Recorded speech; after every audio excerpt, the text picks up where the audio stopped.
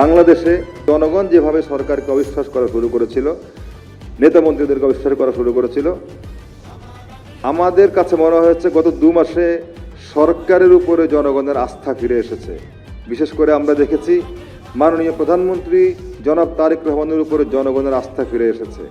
তিনি জনগণের মধ্যে থাকছেন, জনগণের মধ্যেই হাঁটছেন, তিনি নিরাপত্তার তোয়াক্কা করছেন না। প্রধানমন্ত্রী একদম স্বাভাবিকভাবে যাচ্ছে, এই যে ট্রাফিক সিগন্যাল থাকে ঠিক এভাবেই যাচ্ছে।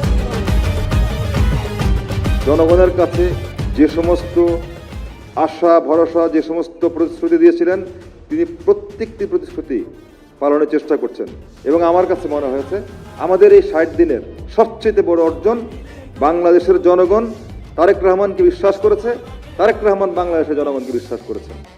আমার কাছে মনে হয়েছে এই অর্জনটা হচ্ছে সবচেয়ে বড় অর্জন।